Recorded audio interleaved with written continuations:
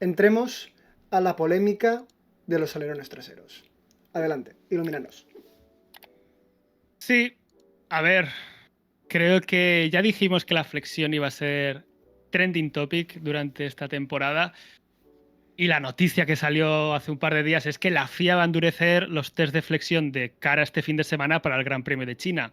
La FIA estuvo controlando la flexión de los alerones traseros, en especial de este famoso efecto mini DRS, durante el Gran Premio de Australia, y este pasado lunes pues informó a los equipos de que se iban a endurecer los test en estática que hacen durante los grandes premios.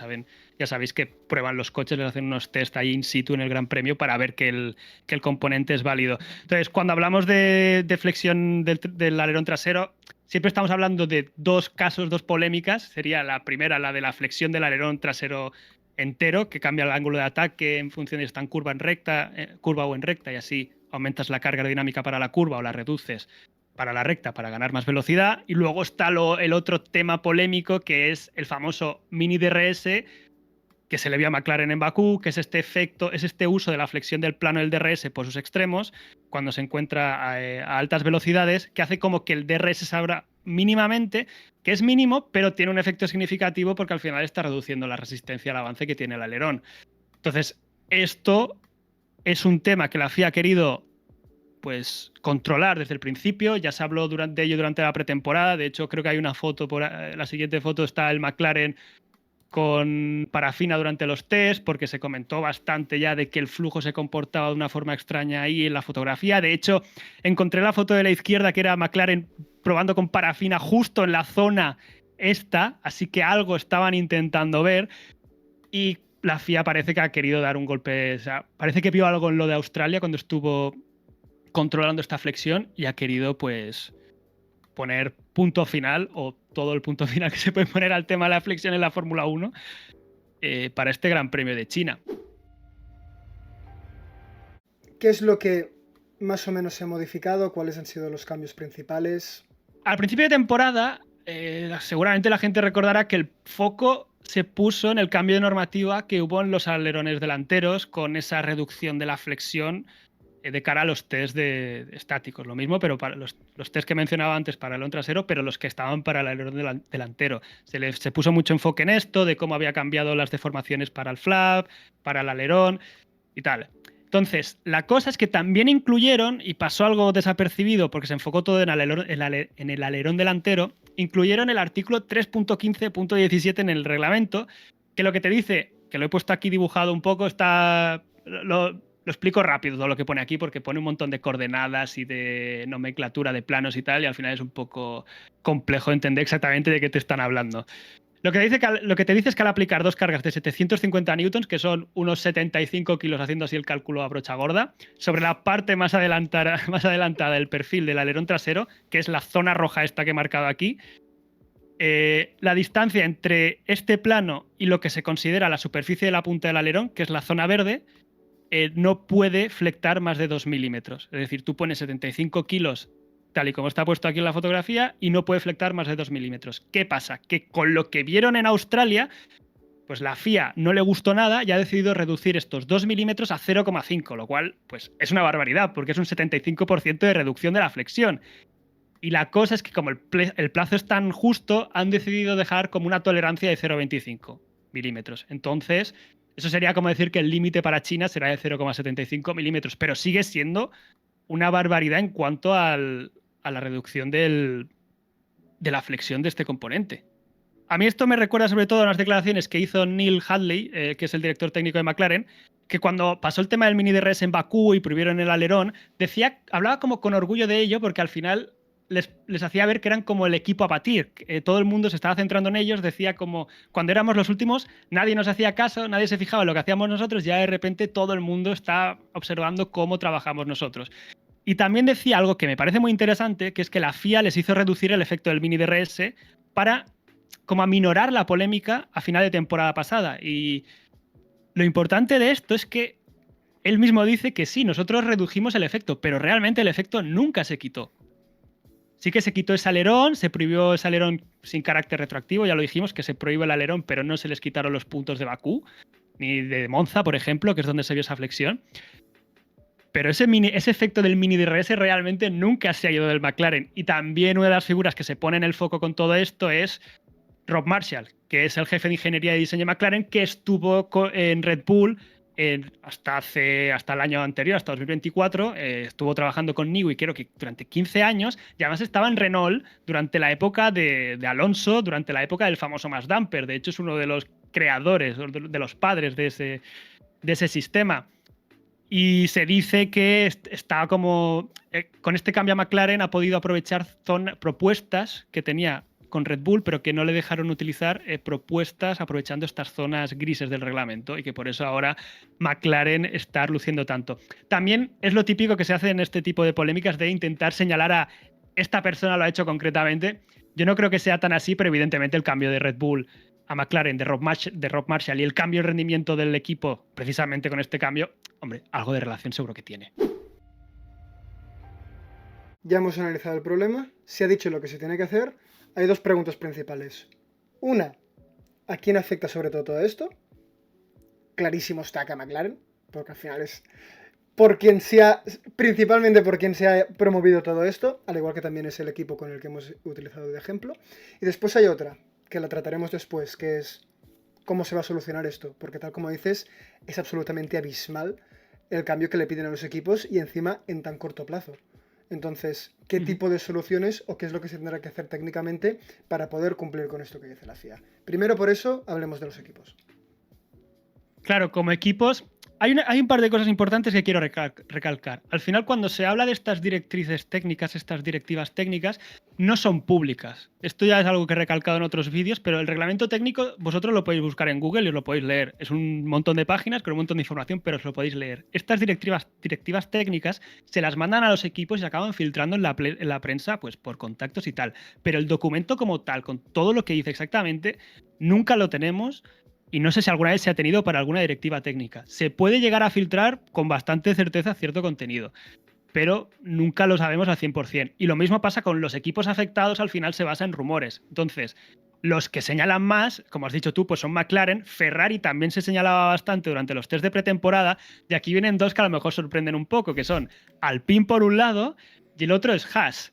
Que Haas al principio sorprende, pero a mí no me sorprendió tanto por unas declaraciones de Komatsu que comenté al principio de temporada, que decía que McLaren había marcado una pauta, había marcado una línea y que ellos la iban a seguir. Yo pensaba que se refería más a la flexión del alerón delantero, pero ahora viendo esto, digo, a lo mejor se estaban hablando del efecto mini DRS. También te digo, Haas, lo que le faltaba ya, después del el Gran Premio de Australia que tuvieron, que les quitaran también esto ya. Sí, sí. Bueno, entonces a ver si por lo menos, yo qué sé, marcha atrás van más rápido. Es la solución que nosotros también descubrimos en, en la carrera, en un determinado proyecto, que es que, oye, si para adelante las cosas no funcionan, pruébalo para atrás. Esta historia ya lo comentaremos un día, si es que eso lo comentamos. Historia interna. Exacto. Historia interna. Cosas que pasaron en Australia es que al final, y aquí viene un matiz muy importante de esta directiva técnica, de este cambio de normativa, que es, uno, se señala que el McLaren de Norris lo probaron como con cuatro veces durante el Gran Premio de Australia, le sometieron 4 veces a estos test de carga estática, ¿vale? Y cumplió siempre. Y aquí viene una aclaración que ha hecho la FIA diciendo que van a empezar a considerar ilegales las alas cuyas características estructurales estén alteradas por parámetros secundarios. Es decir, que por mucho que tú pases ese test estático, no quiere decir que tu ala sea automáticamente legal. Y que si el comportamiento del ala, por estos parámetros secundarios, como pueden ser las cargas aerodinámicas, la temperatura, se comporta distinta o como se había visto en los test estáticos, pueden llegar a considerarlo ilegal. Que esto es algo que también habían puesto en el TD034 el año pasado, cuando empezaron a poner los puntos de flexión y todo esto en Bélgica. ¿Te acuerdas que marcaron con puntos para controlar la flexión? Ese statement, esa sentencia ya estaba. Pero no sé muy bien por qué ahora han decidido ponerse firmes al respecto. También te digo, no sé con qué criterio van a establecer a partir de cuándo consideran que ese parámetro secundario es suficientemente influyente. ¿Vale? Entonces, pues más indeterminaciones. Bueno, la Fórmula 1 en general funciona así. Eh, o por lo menos también lo que hemos visto de FIA y demás. Entonces, no me extraña que también a nivel técnico lo sea. Hemos hablado de equipos, ahora hablamos de soluciones determinadas propuestas para paliar este efecto. ¿Qué es lo principal que van a poder hacer los equipos? Claro, es como dices tú. Esto se envía a los equipos el lunes. El Gran Premio de China, la sprint, es ahora mismo el viernes ya. Con los libres 1 los tenemos en nada. Entonces, es un tema bastante delicado porque al final cambiar la rigidez del alerón, que está hecho con materiales compuestos, que la rigidez es la resistencia a las deformaciones, aclaración, para modificar esto, sí, para modificar esto, al final se tiene que modificar, se suele modificar con las láminas de fibra de carbono. Están compuestos con láminas en distintas orientaciones y así se le consigue dar propiedades asimétricas en distintas direcciones. Y es como al final consiguen esta flexión de determinada forma en función de las cargas, ¿vale? Evidentemente no pueden hacer esto porque tienen 5 días y no pueden montar un alerón de repente en 5 días. Además, modificar el alerón trasero no deja de ser una forma de afectar cómo va a trabajar el paquete aerodinámico del coche, porque el alerón trasero tiene que ver con el ala viga, con el difusor, con toda esta parte de atrás y te puede cambiar el rendimiento del coche, aunque sean milímetros que estamos hablando, es un cambio bastante significativo. Entonces, como digo, lo de modificar el laminado del material, pues en 5 días no lo van a hacer. Dicen que pueden que utilicen resinas para reforzar las zonas más críticas, lo cual tampoco sé si es una solución muy efectiva porque la resina se utiliza más cuando hay una delaminación de la fibra. Pero bueno, que en la Fórmula 1 están en un nivel de tecnología brutal y seguramente sea una solución. Y la otra opción que dicen en Autoracer es utilizar, añadir elementos mecánicos para reforzar las piezas. ¿Vale? Que esto lo han llamado como clitting, pero que el clitting realmente es añadir refuerzos, no es añadir láminas de fibra de carbono. Entonces, vamos a ver si este fin de semana podemos, a través de fotos o a través de las cámaras, ver qué soluciones han ido planteando los equipos para intentar paliar esta deformación, porque al final es un tema bastante significativo este cambio. Y no es que sea ni a mitad de temporada, es que es en la segunda carrera. Sí, sí. Pero bueno, con todo esto dejamos más o menos cerrado este tema.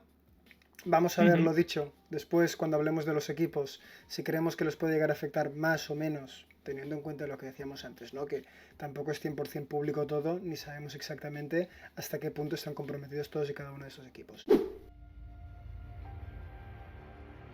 Aparte de los alerones, aparte de los alerones, todo esto también nace porque es lo que has dicho tú.